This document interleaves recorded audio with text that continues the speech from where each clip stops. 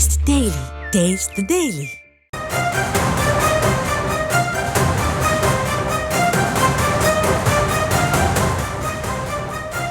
Kidney broker ஆனந்தை நாங்கள் ஏன் பிடிக்க வேண்டும் என்று கேள்வி எழுப்பியுள்ளார் நாமக்கல் போலீஸ். இது தொடர்பான கூடுதல் விவரங்களோடு இணைகிறார் நமது செய்தியாளர் தங்கமணி. வணக்கம் தங்கமணி, இது தொடர்பான விவரம். வணக்கம். கொங்கு மண்டலத்தினை பொறுத்தவரை நாமக்கல் பள்ளிப்பாளையம் மற்றும் குமராப்பாளையம், வெப்படை, சாமுண்டூர் போன்ற பல்வேறு பகுதிகளை பார்த்துக்கொண்டால் இங்கிருக்கின்ற விசைத்தறி மற்றும் கட்டிட தொழிலாளர்கள், பெயிண்டர் ஆகியோரது வரிமைகளை காரணம் காட்டி அவர்களிடமிருந்து சட்டவிரோதமாக கிட்னி விற்பனை என்பது இந்த நாமக்கல் மாவட்டத்தில் பெரும் பரபரப்பை ஏற்படுத்தி இருக்கின்றது. தொடர்ந்து இந்த கிட்னி விற்பனை சம்பந்தமாக நியூஸ் தமிழ் தொலைக்காட்சி தொடர்ந்து செய்திகளை ஒளிபரப்பிக் கொண்டிருக்கின்றது. இந்த நிலையில இந்த கிட்னி விற்பனை சம்பந்தமாக 6 நாட்களாக இங்கிருக்கின்ற சட்டவிரோதமான அந்த கிட்னி விற்பனையில் ஈடுபட்ட திமுகவை சேர்ந்த கழக பேச்சாளர் புரோக்கர் ஆனந்த் என்பவர் தற்போது வரை தலைமறைவாக இருக்கின்றார். இவரை தொடர்ந்து மற்றொரு புரோக்கராக இருக்கின்ற முருகன், அதே சமயத்தில் பெண் புரோக்கர் விஜய் ஆகியோர் தற்போது வரை தலைமறைவாக இருக்கின்றனர். தொடர்ந்து கடந்த 3 தினங்களுக்கு முன்பே சுகாதாரத்துறை சார்பில் ஒரு தகவல் என்பது வெளியிடப்பட்டிருந்தது.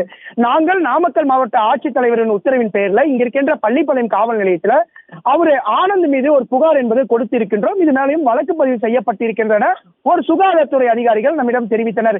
இந்த நிலையில தொடர்ந்து 6 தினங்களாகியும் தொடர்ந்து நாங்கள் ஆனந்தனை தேடி வந்து கொண்டிருக்கின்றோம், விரைவில் பிடித்து விடுவோம் என்று போலீசார் ஒரு தரப்பில் தகவல் தெரிவித்தனர். ஆனால் இன்றைய தினம் ஒரு தகவல் என்பது வெளியாகி இருக்கின்றது. ஆனந்தனை நாங்கள் ஏன் பிடிக்க வேண்டும், ஆனந்தனுக்கும் காவல்துறைக்கும் என்ன தொடர்பு, ஆனந்தனை பிடிக்க வேண்டும் என்றால் அது சுகாதாரத்துறை தான் பிடிக்க வேண்டும், நாங்கள் எதிலும் தலையிட மாட்டோம், அவர் மீது நாங்கள் வழக்கு பதிவும் செய்ய மாட்டோம், அவரை தற்போது வரை நாங்கள் தேடவில்லை என நாமக்கல் மாவட்ட போலீஸ் தரப்பில் ஒரு தகவல் என்பது தெரிவிக்கப்பட்டிருக்கின்றது. தொடர்ந்து ஏன் ஆனந்தனை இவர்கள் பிடிக்க தயங்குகிறார்கள் என ஒரு கேள்வியும் தற்போது பொதுமக்கள் மத்தியில் எழுப்பியிருக்கின்றது. தொடர்ந்து சுகாதாரத்துறை சார்பில் ஒரு திட்ட இயக்குனர் வினித் என்பவர் தலைமையில இங்கு ஒரு சிறப்பு குழு என்பது அமைக்கப்பட்டுள்ளதாக மக்கள் நல்வாழ்வுத்துறை அமைச்சர் மா சுப்பிரமணியம் அவர்கள் தெரிவித்திருந்தார்.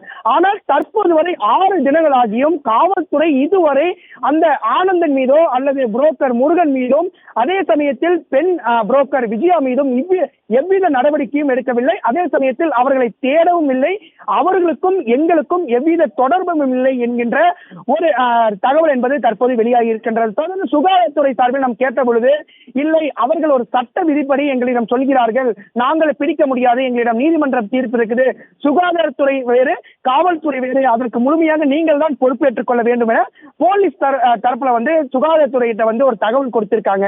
தற்போது நம்ம சுகாதாரத்துறையிடம் கேட்டறிந்தோம். இது மாதிரியான காவல்துறை தரப்பிலிருந்து ஒரு தகவல் சொல்றாங்க, நாங்க பிடிக்க மாட்டோம், முழுக்க இது சுகாதாரத்துறை தான் பாத்துக்கணும் அப்படிங்கிற மாதிரி ஒரு தகவல் சொல்லியிருக்காங்க. இப்ப அந்த புரோக்கர்களான ஆனந்தன், முருகன், விஜயா ஆகிய 3 பேர்களையும் யார் பிடிப்பது என்கின்ற ஒரு கேள்வி என்பது எழுந்திருக்கின்றது. சுகாதாரத்துறையினை பொறுத்தவரை அவர்கள் மருத்துவமனை, அது மட்டுமின்றி இந்த கிட்னி விற்பனையில் ஈடுபட்டிருக்கின்ற ஏழ்மையை பயன்படுத்தி விற்ற அந்த பெண்மணிகளிடம் கிட்னி விற்பனையில் ஈடுபட்டிருக்கின்ற ஏழ்மையை பயன்படுத்தி விற்ற அந்த பெண்மணிகளிடம் மட்டுமே தற்போது வரை விசாரணையில் ஈடுபட்டு வருகின்றனர். மற்றொரு புறம் அந்த சம்பந்தப்பட்ட மருத்துவமனை, அதாவது பெரம்பலூர் பகுதியில் இருக்கின்ற தனலட்சுமி சீனிவாசன், சித்தார் மருத்துவமனை, அபிராமி கிட்னி கேர் போன்ற தனியார் மருத்துவமனைகளை அவர்கள் தொடர்ந்து ஆய்வுகளை மேற்கொண்டு வருகின்றனர். இவர்கள் சுகாதாரத்துறை சார்பில் ஒரு புகார் தெரிவிச்சும் கூட தற்போது வரை இவர்கள் அந்த புகார் மீது காவல்துறை எவ்வித நடவடிக்கையும் எடுக்கவில்லை. அதே சமயத்தில் தொடர்ந்து இந்த புகார்களை யார் கொடுத்திருக்காங்க அப்படின்னு குறிப்பிட்டா அரசியல் கட்சி சார்ந்த இந்திய கம்யூனிஸ்ட் கொடுத்திருக்காங்க, பாட்டாளி மக்கள் கட்சி, பாஜக, சமூக ஆர்வலர்கள் போன்ற பல்வேறு நபர்கள் இந்த கிட்னி விற்பனை சம்பந்தமாக இந்த ஆனந்தனை உடனடியாக கைது செய்ய வேண்டும் என ஒரு புகாரையும் தெரிவித்த நிலையிலும் கூட தற்போது வரை காவல்துறை இந்த புரோக்கர் ஆனந்தன் மீது கைது நடவடிக்கை எடுப்பதற்கு ஒரு மெத்தனம் காட்டுகிறார்கள்.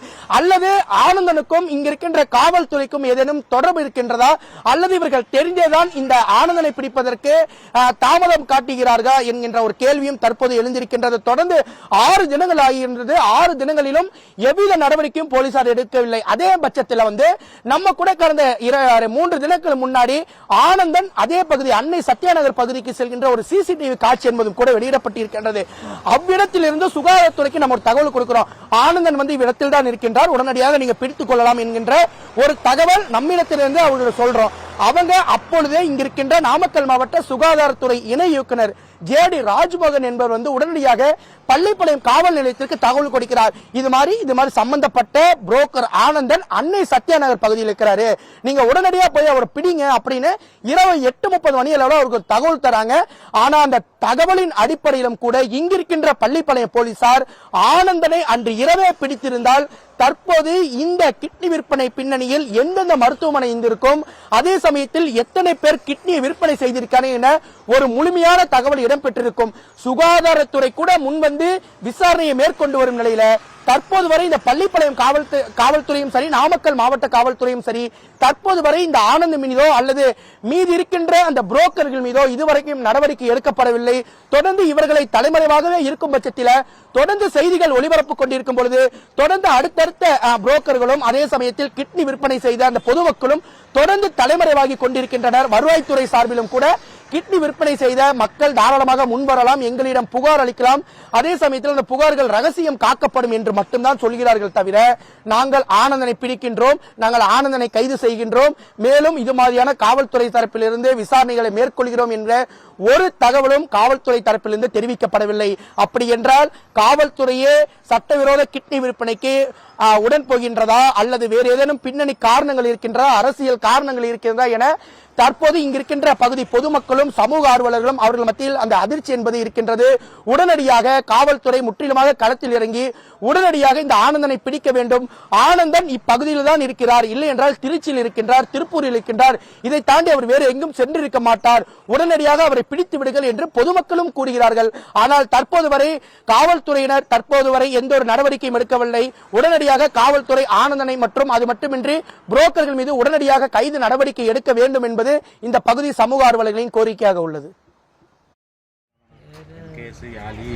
இந்த கிட்னி நீங்க விற்பனை பண்ணி யாட்டி சொல்லக்கூடாது, அது மாதிரி எதுவும் சொன்னாங்களா? காசுக்கு இது வாங்கினேன் அப்படின்னு சொல்லக்கூடாதுன்னு சொன்னாங்களா?